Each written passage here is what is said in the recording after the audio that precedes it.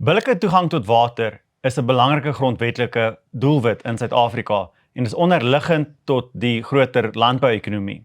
Ons gesprek vandag fokus op die nasionale waterwysigingswetsontwerp wat klaarblyklik die doelwit het om groter en billike toegang tot water te bevorder. Maar ons gaan kyk of dit werklik is wat die wetsontwerp gaan bereik as die praktiese struikelblokke wat in die pad staan van toegang tot waterhulpbronne nie uit die weg geruim word nie. Hoewel ons gesprek hier fokus op die impak wat die wetsontwerp moontlik op landbou kan hê, is dit nie om te sê dat landbou belangriker is as ander sektore nie, of dat ander sektore nie ook deur die wetsontwerp se gevolge geraak gaan word nie. Maar dit is 'n baie praktiese illustrasie omdat daar so 'n noue verband tussen toegang tot waterhulpbronne en landbou bestaan. En vir hierdie rede is Dr. Theo de Jager vandag ons gas. Hy is die uitvoerende voorsitter van die direksie van die landbouorganisasie SAI. Dr. Theo, jy het natuurlik 'n lang ervaring in die landboubedryf, jy is self 'n boer. Welkom by ons gesprek vandag en ons sien uit om jou insette te hoor. Voordat ons nou na individuele bepalings van hierdie wetsontwerp kyk en hoe dit beoog om die nasionale waterwet te verander, skets dalk net vir ons 'n prentjie. Hoekom is toegang tot waterhulpbronne so fundamenteel belangrik tot landbou? Dit is ondenkbaar dat kos geproduseer word sonder water. Ons word baie dikwels daarmee gekonfronteer dat landbou net kort van 2/3, 63% van die land se varswaterbronne benut. Maar ons benut dit nie om daaraan te speel nie. Elke druppel daarvan word gebruik om kos te produseer. Ons bly in die een land in Afrika wat in ons leeftyd en in die leeftyd van ons paas en ons oupas nog nooit 'n voedselsekerheidskrisis beleef het nie. Ons was nog altyd, sedert die Eerste Wêreldoorlog, was ons 'n netto uitvoerder van kos. En wat dit veranker, was toegang tot die waterbronne. Maar water, net soos grond, is 'n beperkte hulpbron. Daar is net soveel, daar's nie meer nie. So die groot vraag is hoe om dit die beste te benut. Waantoe stuur jy daai min water wat daar is? Nou daar's 3 groot aanspraakmakers op water. Die een is natuurlik primêre verbruik, mense. Stede is groot dorsmonsters. Hulle vat baie water. En dan is daar nywerheid, en veral die mynwese sluk baie water. En dan is daar landbou, kosproduksie. En ons is in 'n ewigdurende gestoei oor die gedeelte wat landbou benut. Maar daar is nie 'n manier om enige kos te produseer as jy nie toegang het tot water nie. Theo, jy het nou geraak aan die feit dat daar voedselsekerheid in Suid-Afrika is en dat dit die gevolg is, die gevolg is dat daar watersekerheid bestaan. En ons nou in ons gesprekke met groot kommersiële boere ook gehoor dat watersekerheid onderliggend is aan besluite oor belegging en infrastruktuur op hulle boerderye, dat dit die koste van hulle kapitaal beïnvloed. Is dit iets wat uniek is net ten opsigte van kommersiële boere, of geld dit deur die bank vir kleiner skaalse en opkomende boere ook, hierdie sekerheid oor water wat die fondament tot jou boerdery is? Dit maak hoegenaamd nie saak wat die skaal van 'n boerdery is nie. Van die kleinste bestaansboer in kommunale gebiede, wat water nodig het vir sy 3 of 4 beeste, of vir die huistuin wat hy in stand hou, tot die megaboere wat sekere waardeketings domineer. Vir hulle almal is daardie sekerheid van kardinale belang vir hulle besigheid. Jy sien, as daar nie sekerheid is nie, as daar nie voorspelbaarheid is nie, dan is daar ook nie belegging nie. Niemand sit geld in 'n onseker omgewing nie. En die ontginning van water vir produksiedoeleindes is altyd 'n groot belegging. Groot in terme van die relatiewe omvang van die onderneming. Want jy moet op 'n manier by die water uitkom. Jy moet die water kan kry van die oorspronklike bron tot waar jy dit opgaar. Jy moet infrastruktuur insit. Daar's pypwerk nodig, pompe insit. As jy wil pomp, moet daar energie wees, daar moet elektrisiteit wees. Dan moet jy dit van daar af weer kan versprei, of nou na jou krippe toe is, en of dit nou na jou opgaardamme is, en of dit na jou landerye toe is. En dit alles kos geld. Dit gaan in as deel van jou insetbegroting. Jy sit nie daai geld uit, as jy nie weet of jy volgende jaar nog hierdie toegang tot hierdie water kan hê nie. Dis 'n groot fout om te praat oor eienaarskap van water. En wanneer dit skaars is daar min dinge waaroor boere so vinnig met mekaar beklei, soos oor toegang tot die skaarsbron. En wanneer dit te veel is daar min dinge wat soveel skade maak, soos vloed, soos wat ons nou in die afgelope paar maande in 'n groot deel van ons land gesien het nie. Maar die natuur gee geen sekerheid nie. Die natuur is brutaal wanneer dit kom by besigheid doen. Hy voel niks. Ons moet dit bestuur, ons moet daai onsekerheid bestuur, en daar's 3 vlakke waarin ons dit bestuur. Daar is die opberging, en dit is polities 'n bietjie 'n sensitiewe saak. Boere het 'n wrangsmaak oor hierdie deel. Op die tweede vlak gaan dit oor wat boere self doen om vir hulle self water te vang en vas te hou, en die infrastruktuur wat hulle rondom dit moet skep. En dan gaan dit op die derde vlak oor die bestuur van die verskillende bronne. Jou toegang is nie net tot 'n dam of 'n kanaal nie, of 'n boorgat nie. Daar's ook reën. Elke jaar het jy nie dieselfde reënval nie. Jy moet jou besproeiing aanpas by hoeveel die natuur daardie jaar vir jou gee, en hoeveel jy uit jou beplande opberging kan benut. En dan moet jy ook jou gewasse of jou vee se behoefte daaraan bestuur. Ons sien in baie bedrywe oorbesproeiing. En ons sien in baie areas onderbesproeiing. Dit gaan ook oor die mens wat daardie bron gaan moet neersit waar hy produseer. En dit raak al hoe meer gesofistikeerd. Dis nie sommer net meer kennis waarmee jy groot word nie, want die tegnologie verander. Vandag bestuur die meeste kommersiële boere hulle besproeiing digitaal. Daar's geweldige klomp boere wat met kunsmatige intelligensie probeer om so toe te dien dat jy presies vir jou plant gee wat hy nodig het. Niks meer nie en niks minder nie om dit te optimaliseer.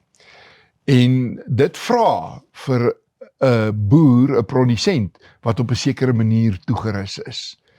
Daarom die jong boere wat vandag nuwe boorde aanlê, nuwe lande breek, is 'n heel ander tipe benadering wat hulle het as my geslag boere. En hulle kan dit baie beter doen.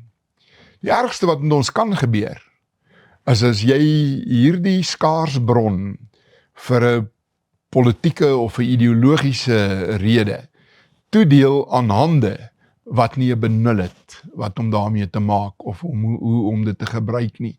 En dat ons die skaars hulpbron dan vermors. Wat sou jy sê is die rimpel-effek van onsekerheid oor jou wetlike toegang tot water en as die skadu oor jou hang van dat jy moontlik van dit ontneem kan word? Hoe gaan dit die landbou-ekonomie affekteer?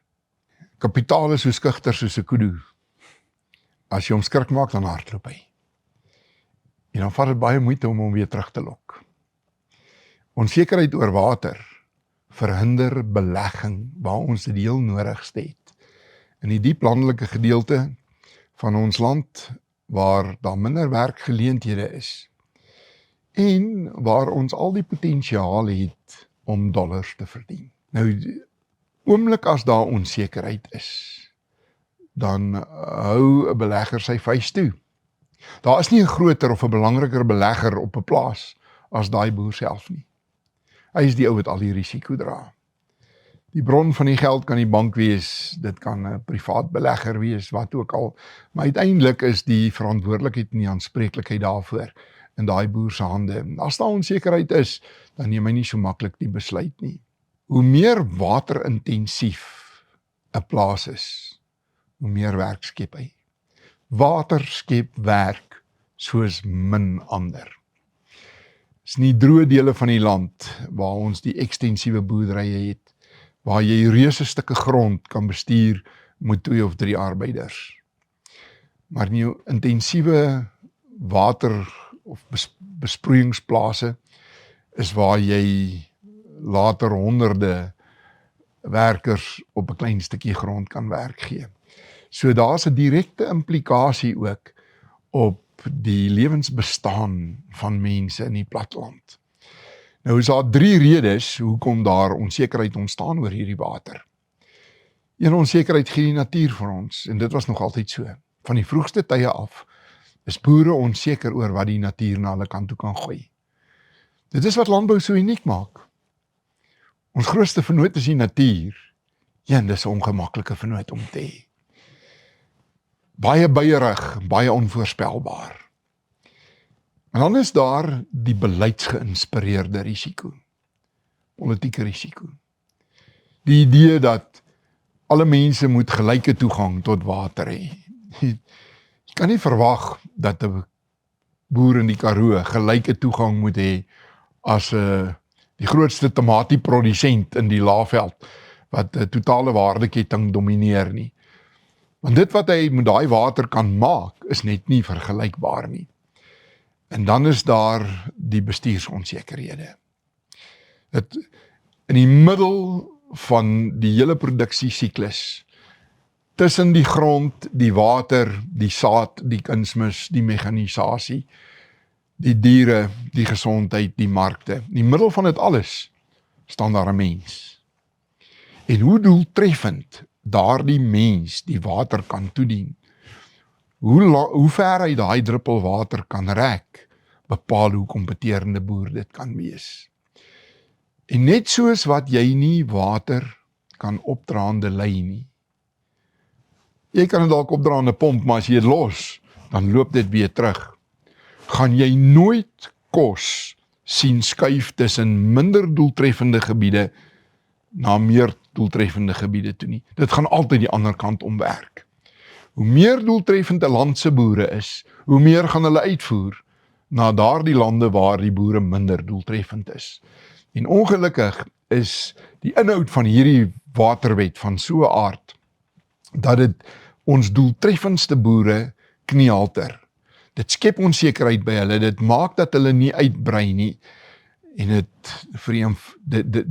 maak dat hulle gewurg word in hulle potensiaal. As ons bietjie aan die praktiese implikasies dink, die Departement van Water en Sanitasie se motivering vir die wetgewing, kom basies neer daarop dat hulle sê daar's nie gelyke toegang tot, kom ons sê maar 'n waterlisensie, die papier wat jou toelaat om water te gebruik nie. Maar terwyl hulle dit sê, erken hulle ook dat van die grootste praktiese struikelblokke is goed soos 'n gebrek aan toegang tot finansiering en al die hulpbronne, kapitaal wat nodig is om 'n boerdery te kan bedryf. Strook dit met jou praktiese ervaring en projekte wat jy al saam met opkomende boere bedryf het. Wat is nodig om daai reg of daai toekenning op papier om te skakel in 'n suksesvolle boerdery? Wat jou vraag onder lê, is eintlik 'n benadering tot boerontwikkeling. En ek is dalk die verkeerdste om daaroor te vra. Ek is baie krities oor hoe die staat boerontwikkeling benader. Daar is meer water in die hande van die staat as in enigiemand anders hande. Hierdie is 'n nasionale hulpbron wat deur 'n departement bestuur word. En die departement doen 3 kritiese dinge nie. Hy gaar nie genoeg water op nie, hy bou nie nuwe damme nie. Hy hou ook nie die in stand wat reeds daar is nie. Hy hou ook nie die infrastruktuur in stand wat daai water na plase toe moet vat nie. En as gevolg daarvan sien ons dat politici in gate gaan swem waar pype lek of met 'n bootjie daarin gaan vaar in die aanloop tot die verkiesing.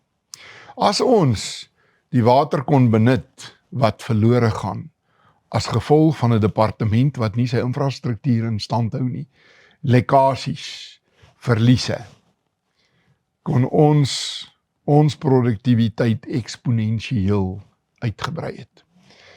plek waar die staat moet gaan begin met die transformasie van water toegang, is by dit wat hy self op die stadium vermors, of laat verlore gaan.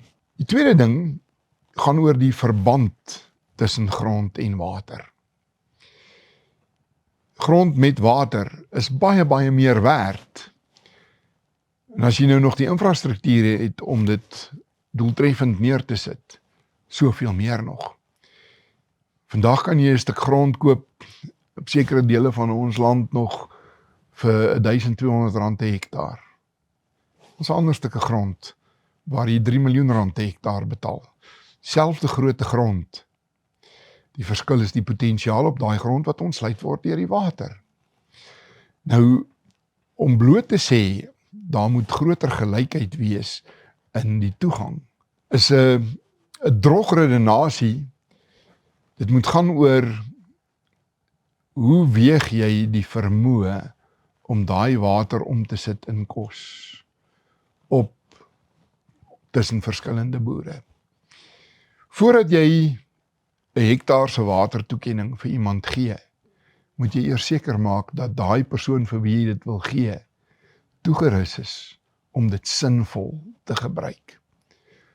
Verstaan hoe werk die tegnologie van water. Langehoven het jare terug 'n boekie geskryf, eintlik maar net met die doel om 'n hofsaak te probeer wen. Die aard van water, hy was 'n wateradvokaat. En in daai boekie sê hy, dit gaan oor die mens wat tussen die water en die grond inskuif. So, ons doen nie hoegenaamd nie genoeg om die begunstigdes van grondhervorming en van waterhervorming toe te rus om iets daarmee te doen nie. Daai iets wat hulle moet doen, is hulle moet winsgewend kan boer. Hulle moet 'n produk op die mark kan sit wat kompeterend is. Dit gebeur nie. Ons het nog nie tot vandag toe 'n klas van winsgewende swart boere geskep nie. Want hulle probeer eerder die hektare en die liter stel, as wat hulle kyk na hoe kompeterend is daardie boer wat hulle op die grond neergesit het. En Suid-Afrika betaal alreeds 'n verskriklike prys daarvoor. Dis 'n onding. Daarom dat 'n paar van ons organisasies, nie net by ons by SAI nie, ons groot vennoot in boerontwikkeling is AfriForum. Wanneer ons betrokke raak by die ontwikkelingsomgewing, by swart boere se boerderye, dan meet ons sukses aan hoe winsgewend ons daai boere kan maak. Hulle winsgewendheid hang direk af van hulle vermoë om die voorkeurproduk die regte prys op die rak te sit. Dit is die liniaal wat ons moet aanlê, en nie hoeveel liters of hoeveel hektare is in wie se hande nie. As ons in ag neem dat die departement self op grond van hulle eie data erken dat slegs 50% van wat bestaande wettige watergebruike genoem word, so dis watergebruike wat uit die vorige bedeling onder daai vorige wetgewing bestaan het en 'n kans gegee is om onder die nuwe wetgewing voor te bestaan. Tot vandag toe is net 50% van al daardie waterregte geverifieer. Maar nogtans gaan hierdie wetsontwerp en sê te veel waterregte is in die hande van histories bevoordeelde boere en daarom is dit nodig om met hierdie wetsontwerp meganismes in plek te stel soos om die volumes water wat aan historiese gebruikers toegeken is te verminder of as nuwe lisensie aansoeke gebring word om ras 'n voorvereiste te maak vir of die lisensie aansoek sal slaag of nie, terwyl meganismes soos die privaat verhandeling in waterregte ook drasties ingeperk gaan word. So jy nie sê dat daardie bestaande meganismes moet eers uitgeput word en doeltreffend geïmplementeer word voordat mens nou daai praktiese en administratiewe mislukkings net bloot ignoreer en dan voortgaan met wetsontwerp soos hierdie wat op papier die toegang tot water probeer regstel nie. Enige selfs net deels suksesvolle boer sal vir jou sê die goue reël op 'n plaas is wat jy nie kan meet nie, kan jy nie bestuur nie. Presies dieselfde geld vir die departement van waterwese. Wat hy nie weet nie, kan hy nie bestuur nie. Die feit dat nog net 50% van alle waterlisensies sedert 2001 tot nou toe omgeskakel is in behoorlike gebruiksreg deur 'n lisensie. Sê vir jou dat daar 'n verskriklike faling van die staat is. Hoekom? Hoekom is dit nog net 50%? Omdat hulle nie weet waarmee hulle werk nie, omdat hulle nie hulle werk doen nie. As jy dit in die privaat sektor vir 'n paar ingenieursmaatskappye of ouditeursmaatskappye gegee het, soos wat hulle aanvanklik die opname van watergebruik uitgegee het, dan sou hulle al lankal 'n behoorlike databasis gehad het van wie gebruik wat is waar. Die meganismes wat voorgestel word in die wetsontwerp sien ons sentraliseer al hoe meer mag in die hande van die staat en dat daar al hoe groter diskresionêre bevoegdhede is wat byvoorbeeld aan die minister van water en sanitasie toegeken word. Uit jou ervaring as 'n boer in jou betrokkenheid by landbouorganisasies op verskillende skale van plaaslik tot internasionaal, wat's die praktiese gevolge as hierdie besluitneming al hoe verder wegbeweeg van die mense wat mees direk deur die besluite geaffekteer word? Hoe verder dit weggaan van die mense wat geaffekteer word, hoe meer ideologies word dit. Hoe meer gaan dit oor 'n perspektief, 'n ideaal, eerder as die praktiese produksie. Hoe meer vreemd word dit vir boere, wat elke dag moet sorg dat hulle vee en hulle gesaaides water kry. In landbou het jy by uitstek plaaslike oplossings nodig vir plaaslike probleme. Om water te bestuur in daai tipe van konteks verg plaaslike ervaring, plaaslike kundigheid. En ek raak benoud as ek sien hoe die sentralisering van mag, die sentralisering van hierdie tipe van besluite, al hoe meer en meer wêreldvreemd raak vir die plaaslike boer. Wat 'n besluit moet neem, gaan ek belê in 'n nuwe spulpunt? Moet ek nuwe filterbanke koop? Jy weet, deesdae is die tegnologie amper duurder as die grond.